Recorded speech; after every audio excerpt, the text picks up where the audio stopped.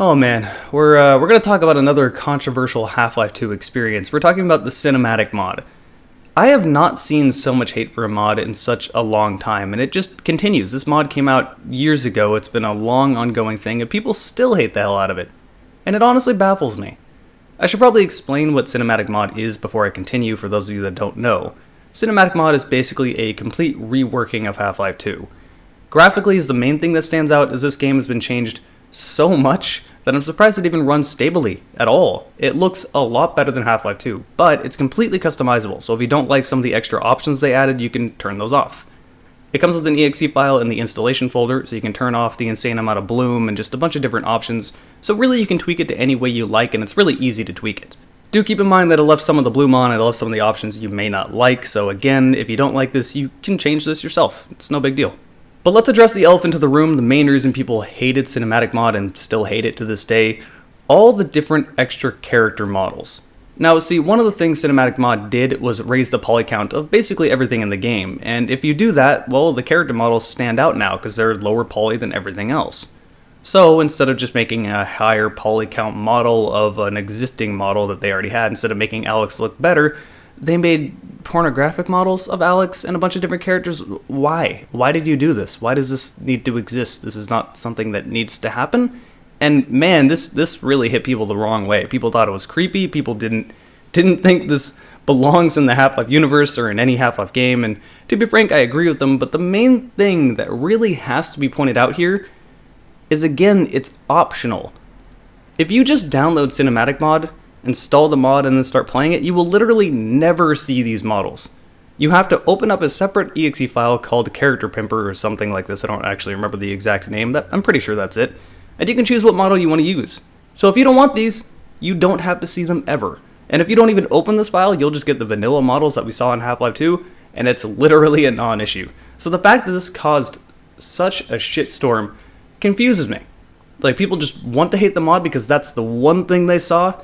And if that's the one thing you see, well, this mod is not worth it and should not exist. And when I say people hated this mod, I don't mean they just didn't like it and thought it was dumb and they just leave flame comments, on YouTube, which they do. I guarantee you I've already gotten a few of them saying, why are you making a video on this shitty mod? There's always those comments.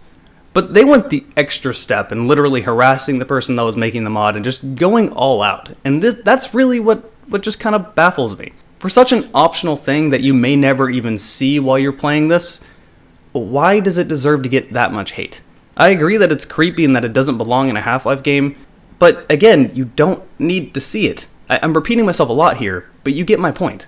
Personally, myself, when I played through this game, I didn't change any of the character models with the exception, I think, of the Combine model, which I thought one of the newer models looked pretty cool. It didn't exactly look very Combine-y, if that makes sense, but the model looked pretty okay, so I figured I might as well try it out and get a new experience while playing Half-Life 2. I've played this game a million times, so I'm completely open to a new experience. I think that right there is probably the biggest disconnect. For people hating the cinematic mod, people wanted just a graphical update to Half-Life 2, and this mod never really aimed to do that. This mod wanted something fresh and different, and I feel like that's what I got. For example, when I got to the coast area where you have to storm the beach with all the Combine turrets and bunkers, that area looks very different. It's a very foresty, very, very wooded area now. You can tell what part of the game it's supposed to be, but it's so different that it feels like a new experience. And that was exciting. That was fun. I've played Half-Life 2 so many times. Getting something new, genuinely new, while still understanding what it came from is a cool, fresh experience.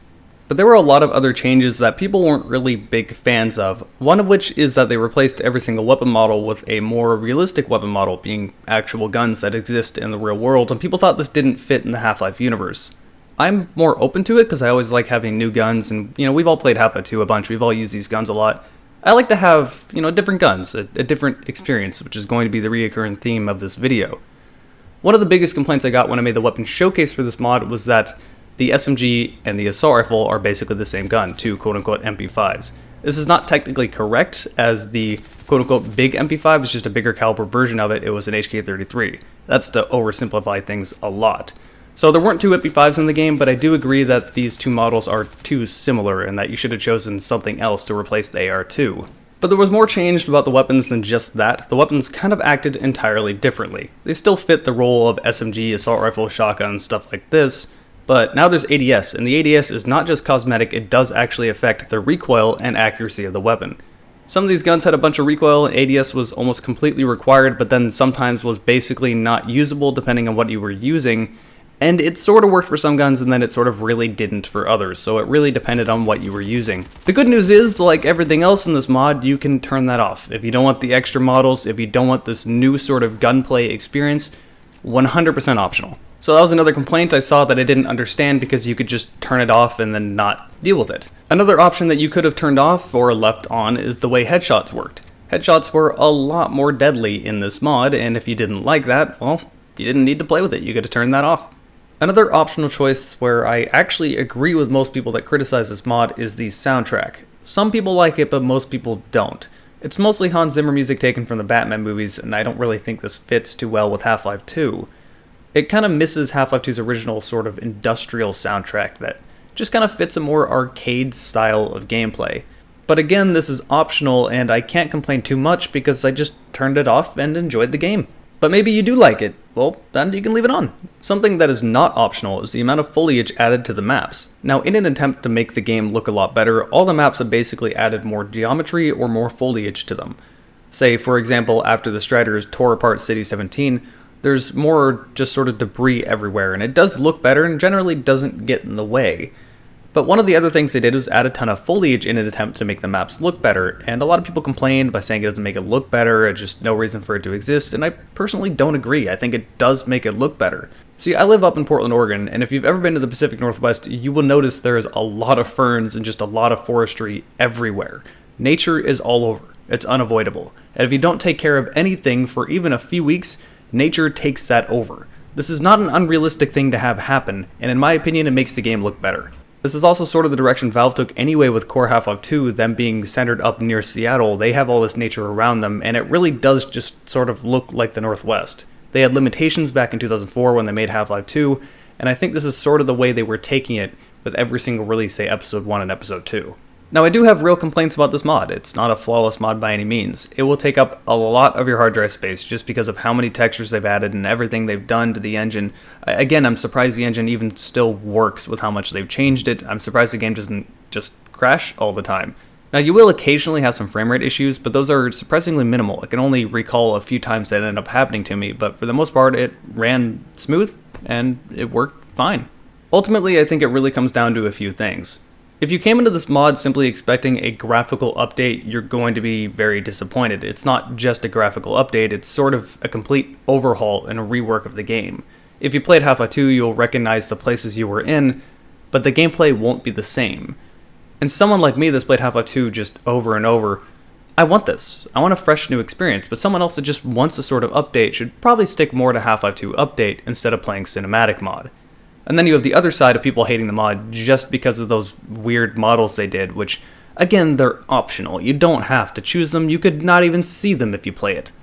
Yes, it is weird. I'm going to repeat myself here. It is very weird that he made porn models in this game, and that really shouldn't be a thing. But, again, optional. I actually do get really annoyed when I'm looking in comments and I see people shitting all over this mod because they're just talking about the optional porn models, and it's just... Alright, pardon me, but... shut the fuck up. At this point, you're beating a dead horse, and it doesn't make any sense to do so because you will literally never see it if you were playing this mod. I don't know how many times I'm going to repeat that. Optional things are optional. If you don't want them, you don't have to choose them, and they won't even be selected by default. There's not really a reason to be complaining about this mod in that way. I prefer to look at the actual merits of the mod to see how this new area plays out compared to the old area, rather than complaining about stuff that you shouldn't be complaining about to begin with. So how does Cinematic Mod play out? Well, I am glad you asked. It does play out pretty well. I talked about the new weapon changes, the new models, the new headshots, and this does feel pretty good if you come into it in an open mind expecting things to not just be pure Half-Life 2. The gunplay can be a bit wonky at times and does have a few blemishes on it, but for the most part, feels very satisfying. The actual framework of the game hasn't changed. It still feels like you're traveling a long distance from point A to point B and you have a goal, an end goal, a place to be, and all that still feels really good when you finally get to that place to be, but the things in between have changed in subtle ways that are just really cool to me. For example, when you leave Ravenholm, it's still not daytime. It is nighttime. It's going to stay nighttime for a while. It's raining in certain other areas of the map that maybe you hadn't seen before. Things like that have been changed, and it's cool to have just a subtle change in tone from what we usually had. That may upset some people to have a change of tone, and it may be ruining Half-Life 2's universe. That was a big complaint about this mod, but personally, again, I looked at the merits of this mod and not if it's really ruining Half-Life 2, because it's a mod. It's not an official game. I shouldn't be looking at an official Valve game. I'm looking for a different new experience. I'm going to repeat myself a lot because that's the whole theme of this video, a new experience. Don't come into this looking for Half-Life 2. Come into this looking at it as a new mod and you will like it way more. So I guess I'll just leave it at that. If you have complaints about this mod that don't involve porn models and optional things that you really should not be bitching about to begin with, you can feel free to criticize the mod all you want, but please let's just refrain from spamming the internet with what we've already seen and stuff that's not valid criticism to begin with. Creepy stuff is creepy, I understand that, but you have to go out of your way to look at said creepy stuff, and at that point, I don't think you're being any better than the person that made it to begin with. The thing that has always confused me about Cinematic Mod's reception is that people love Black Mesa, when Cinematic Mod is basically the same thing for Half-Life 2, just not with the production value that Black Mesa has. Black Mesa isn't a direct remake of Half-Life 1 with better graphics, it changes a lot of things. Cinematic Mod did the same thing, but has some questionable choices when it comes to these odd porn models. If people looked at just the merits of the mod itself, I don't think it would be hated anywhere near as much, but instead all they see are the porn models and then they go and harass the person that made it. Anyway, this wasn't meant to be a review of this mod itself, it was more supposed to be an overview of all the controversy surrounding the mod and why people hate the hell out of it for some odd reason that I still don't really understand that train of thought. If you want to play it yourself, you can still download this mod. It's kind of a bit of a pain to install just because it's so big, but it's not too difficult. I would actually recommend it. I have a lot of fun with this mod. I enjoy it myself. I would say it's my guilty pleasure if I had a problem with it, but I don't, so it's not a guilty pleasure, it's just a good mod. Alright, sorry for ranting, sorry for swearing occasionally at a few of you in here. You make me upset occasionally, every once in a while. For all my patrons, thank you guys for supporting me throughout this. I do stream on Twitch as well if you want to go follow me over there. People donate every once in a while, it helps me out a lot. Seriously, I cannot say thank you enough to those people. Thanks for watching this video, and I will see you next time.